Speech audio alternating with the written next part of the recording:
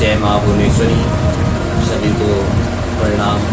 आज एक नई सुबह के साथ आप सबके समक्ष में इस 2020 17 अक्टूबर से नवरात्रि शारदीय नवरात्रि जो आरंभ हो रहे हैं उसके लिए आपको कुछ जानकारियाँ और पूजन का विधान बताने जा रहा हूँ।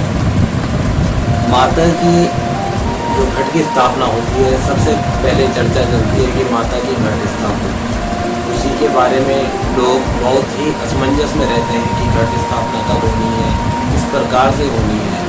तो उसके लिए कहा गया है शास्त्रों में, भास्करोदयामारभ्य यावन्तु दशनाडिकाः प्रातःकाल इति प्रोक्ता स्थापनारोहणपादिषु प्रातराव इति प्रोक्ता स्थापनारोपणादिषु प्रातः प्रातश्च संपूज्य प्रातरेव विसर्जये। कहा गया है कि घट स्थापना काल प्रातः काल में ही शुभ होता है।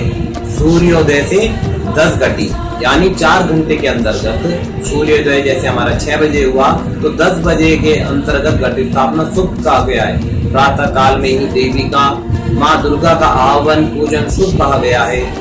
चैत्रा और चित्रा और वैधृति ऐसे जो नक्षत्र हैं, इनके योग में एक की स्थिति में हो तो अभिजीत मुहूर्त में घट स्थापना करना चाहिए।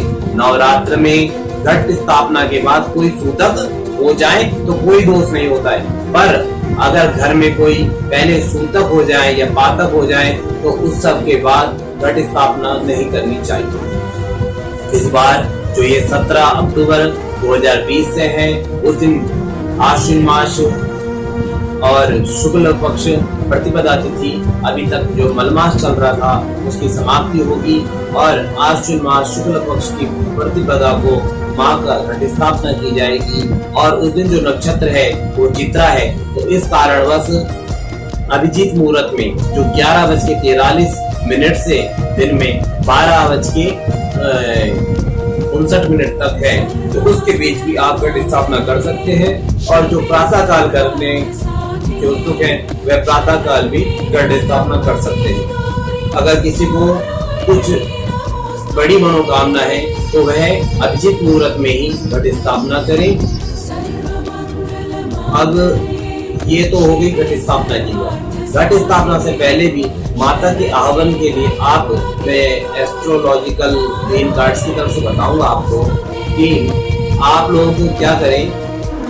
पहले जो अपनी दहली होती है उसमें एक रंगोली बनाएं, अच्छी सी रंगोली बनाएं। जो भी बेटी कन्याएं बहन है वह घर के आंगन में उसको लीप करके या मार्बल वगैरह है तो वहाँ पे साफ करके पोछा करके वहाँ पे सुंदर सी प्यारी सी रंगोली बनाएं। वह भी आप हमारे चैनल के माध्यम से या और भी उसमें फोटोज के माध्यम से आप देख सकते हैं, यूट्यूब के माध्यम से देख सकते हैं।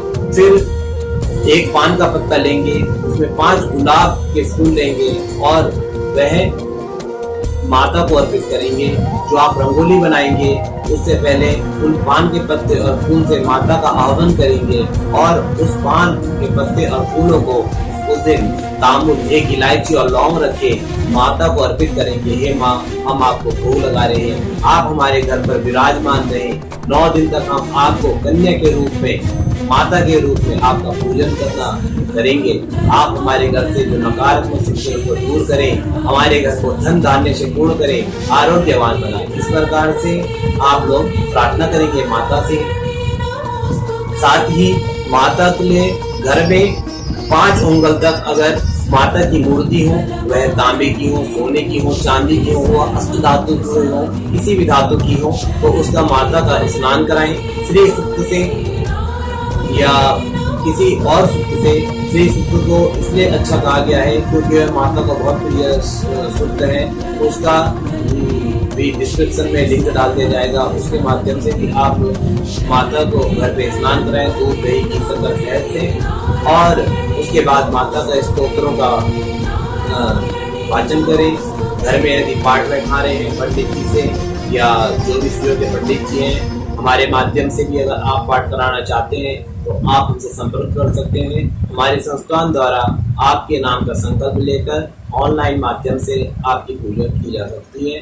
या घर में भी अगर आप कराना चाहते हैं तो उसके लिए भी आप हमसे संपर्क कर सकते हैं। तो मार्कंडेय पुराण अंतर्गत श्री दुर्गा सप्तशती का पाठ किया जाता है और इसमें जो 13 अध्याय है उसमें माता के नौ दुर्गा माता के नौ स्वरूप का और माता का जो व्याख्यान है उसका जो फलश्रुति है वह पाठ किया जाता है। अब कई माता बहनें क्या करती हैं कि हिंदी की पुस्तक में जो दुर्गा सप्तशती होती है उसका पाठ करते हैं, वह भी ठीक है, पर जो पाठ कहा गया है वह हमेशा संस्कृत के माध्यम से हो, क्योंकि देवाधीनम जगत सर्वम मंत्राधीनम च देवता ते मंत्रा ब्राह्मणाधीना तस्मात् ब्राह्मण देवता। क्या कहा गया कि देवता किसके अधीन है? मंत्रों के अधीन है, और वह मंत्र किसके अधीन है? ब्राह्मणों के अधीन। तो इसलिए ब्राह्मणों को क्या किया गया है? देवता कहा गया है। तो ब्राह्मण क्या है? मंत्र के अधीन है। जो मंत्र होते हैं वे ब्राह्मण के अधीन है, तो इसलिए ब्राह्मणों को क्या कहा गया है? महान कहा गया है। और जो शक्ति होती है वह मंत्रों में ही होती है, इसलिए मंत्रों के माध्यम से आप माता का गुणगान कर सकते हैं। अब एक दिक्कत और आती है कि कई लोग कहते हैं कि माता को क्या क्या भोग लगाए, तो वैसे तो ऐसा कुछ नहीं है। अपनी श्रद्धा भक्ति भाव से माता को जो आप मीठा अर्पण करेंगे, मीठा को मधुर बहुत पसंद है, तो माँ को हर रोज खीर भी बना के आप खिला सकते हैं। पर मैं आपके समक्ष बता दूं कि माता की जो 9 दिन की जो सामग्री है, 9 दिन का जो भोग है वह इस प्रकार से है। प्रथम है शैलपुत्री माँ।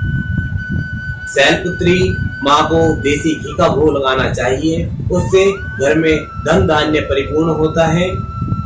द्वितीय ब्रह्मचारिणी माँ का जो दूसरा स्वरूप है वह ब्रह्मचारिणी है। माता का तप वाली माता कहा गया है।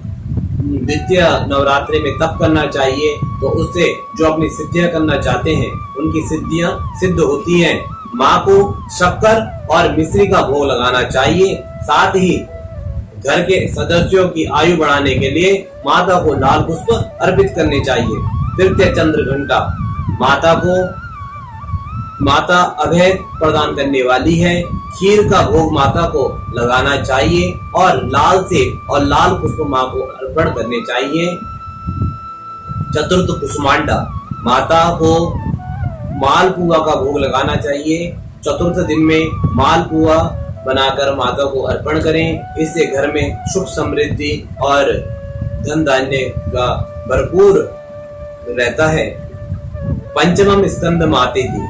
पंचम जो रूप है माता का वो स्कंद है, स्कंद माता। और माता को केला सर्व प्रिय है, इसलिए माता को केला अर्पित करना चाहिए। षष्ठम कात्यायनी। षष्ठ जो 6 नंबर में आदि शक्ति माँ का स्वरूप है वह कात्यायनी है, और माता को शहद का भोग लगाना चाहिए। सप्तमम काल रात्रि थी। महा आदि शक्ति का जो सप्तम रूप है वह काल रात्रि है। इस दिन रात्रि को भी पूजन माँ का किया जाता है। कई लोग कुष्मांड की बलि देते हैं, अपनी सिद्धि के लिए माँ का रात्रि को पूजन होता है। और इस दिन माता को शुद्ध गुड़ का भोग लगाना चाहिए। अष्टमम महागौरी। अष्टमी को महागौरी का पूजन करना चाहिए और महागौरी को नारियल का भोग लगाना चाहिए। जो पानी वाला नारियल होता है वह माँ को, जटा वाला जो पानी वाला नारियल होता है वह माँ को चढ़ाएं, उसको कन्याओं को बांटे। कई लोग अष्टमी पूजते हैं, कई लोग नवमी पूजते हैं, तो अपनी श्रद्धा अनुसार जो भी आपकी श्रद्धा हो वह 24 तारीख को अष्टमी पूजन होगा, क्योंकि अष्टमी जो 24 तारीख को है वह 24 अक्टूबर को सुबह 6:10 तक है। तो इसलिए महागौरी का अष्टमी जो पूजन होगा वह 24 अक्टूबर को होगा। सिद्धिदात्री नारियल और खीर। माँ को आप नारियल और खीर का भोग लगाएं तो आपकी जो भी मनोकामना है वह सिद्ध होगी। और यह कार्य जो होगा वह आप 25 तारीख को करें और उस दिन नवमी का पूजन करें, घर में हवन करें।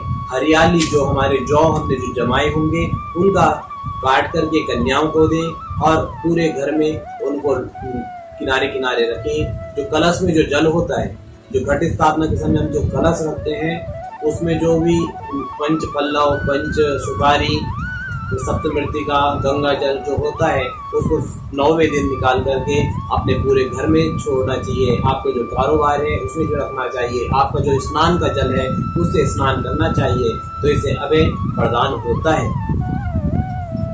एक बात और कि जो घट स्थापना के समय हम जो जॉब होते हैं उसमें भी लोगों की अलग अलग मानसिकताएं हैं। उसमें भी कई लोग पात्र में जो जॉब होते हैं, तो उसके लिए क्या करें कि एक स्थान पे जहाँ पे आपका पूजा देवी स्थान है वहाँ पे जमीन पर ही मिट्टी रखें और उस मिट्टी को छान करके उसमें जॉब हुए, उसके ऊपर कलश रखें, कलश के ऊपर नारियल रखें और तब उसको चुन्नी के माध्यम से माता का एक स्वरूप बनाकर उसमें एक छोटी सी 5 उंगल की एक छोटी सी माता की दिव्य भव्य मूर्ति को स्थापन करें। अगर मूर्ति लेने में सक्षम ना हो और स्फटिक यंत्र लेने में सक्षम ना हो तो आप लोग एक सिक्का, माता का चांदी का सिक्का या कोई सा भी एक सिक्का रखकर उसमें माता का वास कर सकते हैं।